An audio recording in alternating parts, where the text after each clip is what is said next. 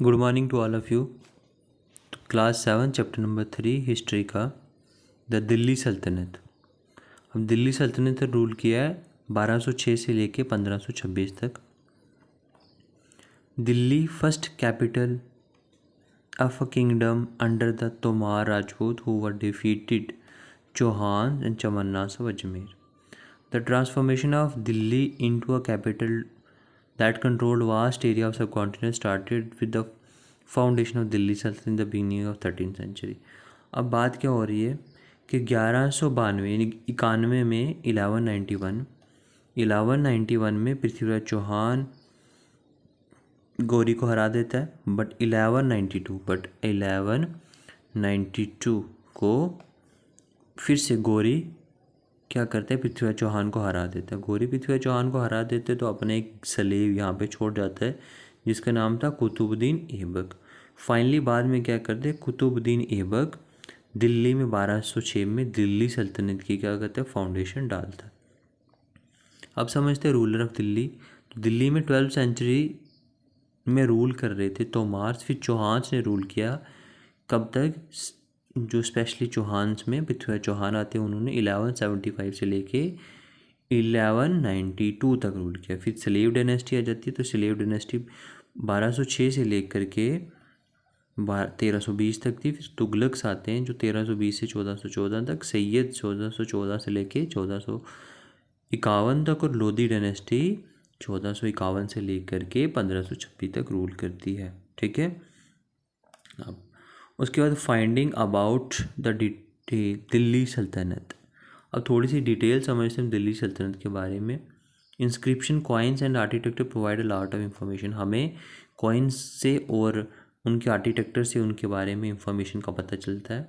Further valuable sources of the historians, जैसे उनकी history, उनकी तारीख या कुछ भी रिटन इन पर्शियन लैंग्वेज में जो भी उन्होंने किताबें लिखी थी दिल्ली सल्तनत के टाइम पे, तो हमें उनके बारे में वहाँ से पता चलता है। द ऑथर ऑफ तारीख वर लर्न मैन। अब जो ये तारीखें लिखते थे, उनकी हिस्ट्री लिखते थे, ये पढ़े लिखे बंदे होते थे, सेक्रेटरीट होते थे एडमिनिस्ट्रेशन में, या कोई लोग पोइट थे कोर्ट में। तो इन सब लोगों, ये लोग क्या करते थे, recount event that are revised by the ruler and the governance. अब राजा इनको बोलता था कि तुम्हारा काम है लिखना, तो ये लोग लिखते रहते थे और इनके रिटन रिकॉर्ड्स आज के टाइम पे अवेलेबल हैं जिनसे हमें पता चलता है। From garrison town to empire. In 13th century, the control of the Delhi Sultanate really went beyond heavily fortified towns occupied by garrisons। garrisons ऐसी जगहें हुआ करती थी जो fortified एरिया हुआ करता था जिसके अंदर ही सब कुछ हुआ करता था। बट इस garrison टाउन से लेकर के अब इन्होंने क्या बना दिया था, दिल्ली सल्तनत में पूरा अम्पायर बना दिया था। बहुत बड़ा ह्यूज एरिया इन्होंने कैप्चर कर लिया था। दिल्ली अथॉरिटी व चैलेंज बाय मंगोल्स। अब दिल्ली की अथॉरिटी को हमेशा चैलेंज कौन करता था, मंगोल्स करते थे। By the governor who rebelled at any sign of sultan weak. ऐसे लोग थे वो, मंगोल्स के सुल्तान की हल्की सी वीकनेस हुई और मंगोल्स ने कैप्चर कर लिया उनका area. The expansion of Delhi Sultanate took place under the reign of Balban, Alauddin Khilji, Mohammad Tughlaq. अब दिल्ली सल्तनत का जो एक्सपेंशन था, इनका जो फैलाव हुआ, ये जो इनका जो अम्पायर इतना बड़ा हुआ, स्पेशली किसके अंदर हुआ, गयासुद्दीन बलबन, अलाउद्दीन खिलजी, मोहम्मद तुगलक, इन लोगों के अंदर टाइम पीरियड में ये हुआ था। एडमिनिस्ट्रेशन एंड कंसोलिडेशन की बात करें, to have a reliable governors the early Delhi sultan especially Iltutmish के पास बहुत रिलायबल गवर्नर थे। Favour their special slaves purchase for the military service called bandagan in Persian. The Khilji and Tughlaq continue to use bandagan. अब खिलजी और तुगलक क्या कर रहे थे, ये अपने लड़के को राजा बनाने से ज़्यादा प्रेफर करते थे अपने ग़ुलाम को राजा बनाना, क्योंकि लोग का मानना था कि ग़ुलाम ज़्यादा उनके लिए कर सकता है एज़ कम्पेयर टू उनके बेटे के। ठीक है।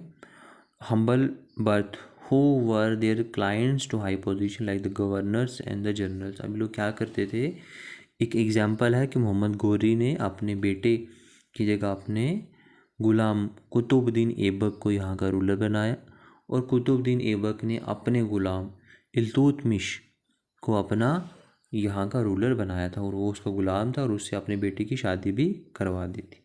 These lands were called iqtas and their holder are iqtadar. अब उन लोगों ने, द तुगलक्स ने क्या किया था कि अपनी मिलिट्री कमांडर्स और गवर्नर्स बना दिए थे, क्योंकि टेरिटरी बहुत बड़ी थी तो टेरिटरी को डिवाइड करके गवर्नर्स बना दिए और लैंड को डिवाइड कर दिया था फिर इक्ताज में, और उनके जो हेड हुआ करते थे उन्होंने इक्तदार बना दिया।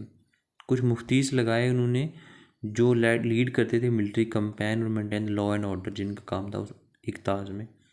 इन return the muqtis collected the revenue of the assignment salary, they paid the salary the soldiers from the revenue.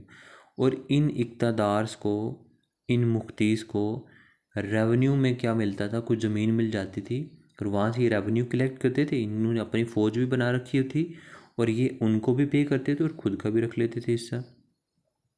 Alauddin Khilji के आते आते और मोहम्मद बिन तुगलक के अपॉइंट हमें बताते हैं कि क्या होता है, अब were appointed to check the amount of collected by muqtis. अब यहाँ पे अकाउंटेंट्स रख दिए इन लोगों ने ताकि मुफ्तीस की पावर को, उनके रेवेन्यू को चेक कर पाए।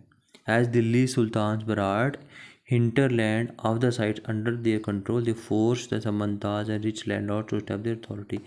अब दिल्ली सुल्तान ने क्या किया, फाइनली अपनी एक्सपेंशन बढ़ाने के लिए, अपने एरिया को बढ़ाने के लिए इन्होंने समंताज को फोर्स किया कि तुम हमारी पावर को मान लो, हमारे अंडर में आकर के काम करो।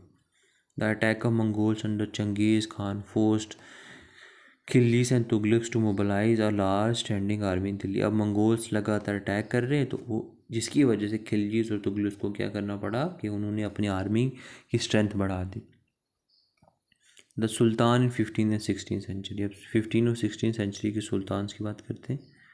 Tughlaq Syed and Lodhi is ruled from Delhi and Agra until 1526। जब तक बाबर रूल करने के लिए इंडिया में आता 1526 तक, 1526 तक, तब तक यहाँ पे रूल कर रहे थे तुगलक सैयद और लोधीज। बाय देन जौनपुर, बंगाल, मालवा, गुजरात और Rajasthan and the entire south has independent ruler. अब इन एरियाज़ में क्या था, इंडिपेंडेंट रूलर था और अलग से अपनी प्रॉस्पेरस कैपिटल हुआ करती थी। न्यू रूलिंग डायनेस्टी जैसे अफगान और राजपूत अपने अपने एरियाज़ में रूल कर रहे थे।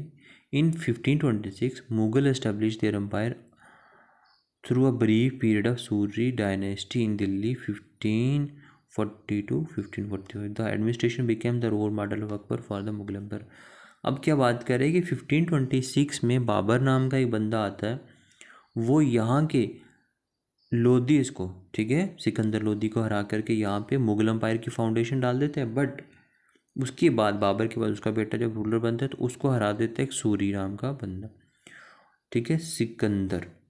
अब उसके बाद शेरशाह सूरी उसको हरा देता है और शेरशाह सूरी हराने के बाद वो क्या करता है कि यहाँ पे रूल करता है 15 साल तक। फाइनली उसकी डेथ हो जाती है और उसके बाद फिर अकबर का बाप जो हुमायूं था वो वापस आता है और यहाँ पे रूल करता है। बट उसकी भी डेथ हो जाती है और अकबर के लिए वो शेरशाह सूरी जो था उसका जो टाइम पीरियड है वो रोल मॉडल हो जाता है, क्योंकि वो बहुत अच्छा काम करता है पब्लिक के लिए। फिर अकबर उसके नक्शे कदम पर चल करके अपनी एडमिनिस्ट्रेशन में पब्लिक के वेलफेयर की काम करता रहता है। तो फाइनली ये चैप्टर भी हमारा ख़त्म होता है।